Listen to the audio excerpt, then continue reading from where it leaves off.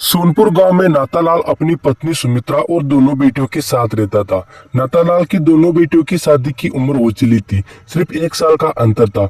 इसलिए नातालाल दोनों की शादी एक साथ ही करना चाहता था, क्योंकि वे एक गरीब आदमी था। लेकिन उसकी दोनों बेटियों में से एक बेटी तो बहुत गोरी थी, लेकिन दूसरी का रंग काला था, जिस वजह से अपनी बेटी के लिए रिश्ता ढूंढना मुश्किल हो रहा था। माँ, तुम इतने दिनों से रागिनी के लिए रिश्ता ढूंढ रही हो, लेकिन कोई भी लड़का इसे शादी करने के लिए तैयार नहीं होता। अगर ऐसा ही चलता रहा तो इस चक्कर में मेरी भी शादी कभी नहीं हो पाएगी। तेरा दिमाग तो नहीं खराब हो गया रागिनी? तुझे पता तो है तू क्या बोल रही है? मुझे अच्छी तरह से पता है कि मैं क्या बोल रही हूँ। तुम मुझे इस तरह से भड़का क्यों रही हो? तुम अच्छी तरह से जानते हो कि कोई भी लड़का उसे शादी करने के लिए तैयार नहीं होगा। उसके चक्कर में मेरी तो उम्र निकलती जा रही है। अभी पिछले हफ्ते जो लड़के मुझे देखने आए थे, उनका घर परिवार कितना अच्छा था, लेकिन उनके छोटे बेटे को रागिनी पसंद नहीं आई तो तुमने मेरा ही रिश्ता टाल दिया। तेरा रिश्ता मैंने वहाँ पर इसलिए नहीं टाला था कि उसको रागिनी पसंद नहीं आई थी। तेरा रिश्ता मैंने इसलिए टाला था कि मैंने किसी से सुना था कि वो लड़का तेरे लिए अच्छा नहीं है। अरे रहने दो माँ, आखिर तुम कब तक इस तरह बहाने बनाती रहोगी? खैर छोड़ो, मुझे ऑफिस जाने के लिए देर हो रही है, तो मैं तो ऑफिस जा रही हूँ। अरे तू अकेली कहाँ जा रही है? रागिनी को भी अपने साथ ले जा, उसे भी तो अपने ऑफिस ही जाना है। अरे सॉरी प्रियंका, आज मुझे तैयार होने में थोड़ी देरी हो गई। चलो हम दोनों ऑफिस चलते हैं। तैयार होने में देर तो तुझे ऐसी हो रही है जैसे ना जाने तैयार होकर कितनी हुड़ की परी लगती है। तू चाहे तैयार हो या मत हो, एक जैसी ही लगेगी। इसलिए रोज रोज तैयार होने में अपना टाइम बर्बाद मत किया कर। देखो तो कैची की तरह किस तरह तेरी जुबान चलती है।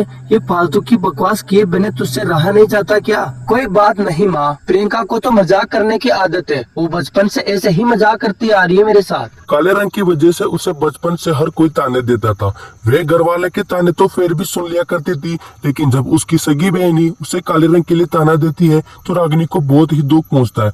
लेकिन वे अपने दुख को जाहिर नहीं होने देती थी। वे हंसकर उन बातों को टाल देती थी। दोनों ऑफिस पहुंचती है, तभी ऑफिस में एक नए लड़के की ज्वाइनिंग होती है। अरे शीतल, देखिए नया लड़का ऑफिस में आया। ये कितना हैंडसम है ना? हाँ हैंडसम तो है, तभी मैं भी सोच रही हूँ कि इससे शादी काश मेरे से हो जाए। अरे चल हट शीतल, अब मेरी शादी की उम्र हो चली है, तो क्यों ना मैं इसी लड़के से शादी की बात कर लूं। वैसे मेरी पर्सनालिटी तो इसके साथ मैच करेगी। बात तो तू ठीक कह रही है प्रियंका, वैसे मुझे तेरी टेंशन नहीं है। तुझे तो कोई भी अच्छा लड़का मिल जाएगा। टेंशन तो मुझे तेरी बहन की है, उसे जिंदगी में कभी कोई अच्छा लड़का मिल पाएगा या नहीं। वैसे भी जो लड़कियां दिखने में सुंदर नहीं होते, उनके हैंडसम उन्हें अक्सर चीट किया करते हैं। कहीं तेरी बहन के साथ ऐसा ना हो जाए। उसके साथ क्या होगा क्या नहीं, इससे मुझे कोई मतलब नहीं है। मुझे तो सिर्फ अपने आप से मतलब है। मुझे तो अपनी लाइफ सेट करनी है। उसे जैसा भी पति मिले वो उसकी किस्मत है। अरे पहली बात तो ये है, उसे पति मिलेगा भी या नहीं। रागिनी का ऐसा मजाक उड़ाते हुए दोनों आपस में हंसने लगती है। तभी थोड़े दिन बाद प्रियंका ऑफिस में उस लड़के से अपना संपर्क बढ़ाने लगती है। धीरे धीरे वो दोनों एक दूसरे के करीब आ चुके थे और साथ में अपना समय बिताने लगे। तभी एक दिन रागिनी को उस लड़के के बारे में सब कुछ पता चल जाता है। चलो अच्छा है, प्रियंका को इतना अच्छा लड़का मिल गया। प्रियंका इसके साथ कितनी खुश है। काश मेरे साथ भी कोई ऐसा ही लड़का होता जो मुझे इस तरह खुश रखता। चलो छोड़ो, मेरी बहन खुश तो मैं भी खुश। प्रियंका की खुशी देखकर रागिनी भी बहुत ही ज्यादा खुशी होती है।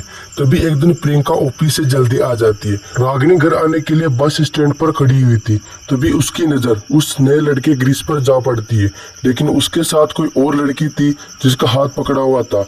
ऐसा देखकर रागिनी को बहुत अजीब लगता है। वो उसका पीछा करते हुए ओपन ढाबे में जा पहुंचती है। हे भगवान, ये लड़का तो प्रियंका के साथ एक लड़की को भी धोखा दे रहा है। इससे पहले की बात आगे बढ़े, मुझे ये सब कुछ प्रियंका को बताना होगा। मैं ऐसी किसी लड़की के साथ अपनी बहन की जिंदगी बर्बाद होते हुए नहीं दे सकती। एक काम करती हूँ, इस लड़के के साथ एक फोटो क्लिक कर लेती हूँ, तभी प्रियंका मेरी बातों पर यकीन करेगी। रागिनी जैसे ही अपने पर्स से फोन निकालने लगती है तो देखती है उसकी फोन की बैटरी डिस्चार्ज हो चुकी थी। हे भगवान, इस फोन को भी अभी स्विच ऑफ होना था। लेकिन कोई बात नहीं, मैं प्रियंका को ये सब बात जरूर बताऊंगी।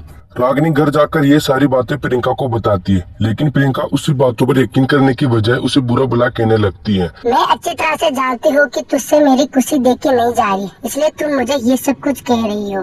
कोई लड़का नहीं मिला इसलिए तुझे कोई भी खुशी देख के नहीं जाती। तुझे क्या लगता है तेरी इन फालतू बातों पर मैं ग्रेस का रिश्ता खत्म कर दूंगी?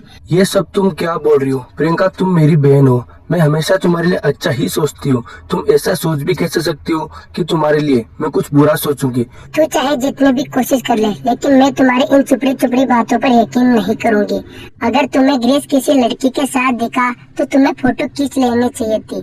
अब यहाँ आकर बहाना बना रही हो कि तुम्हारे फोन में बैटरी खत्म हो चुकी थी।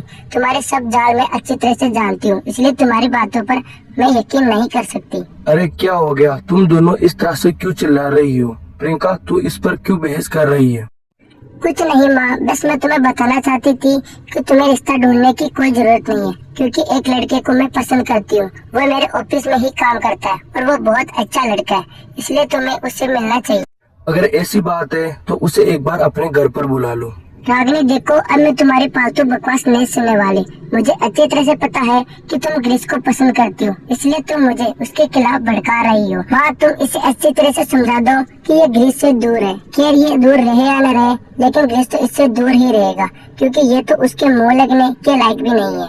लेकिन जैसे ही अगले दिन प्रियंका ग्रीस को अपने घर पर बुलाने के लिए जाती है तो वो देखती है कि वो लड़की उसके साथ खड़ी हुई थी। प्रियंका बिना कुछ बोले वापस अपने घर आ जाती है।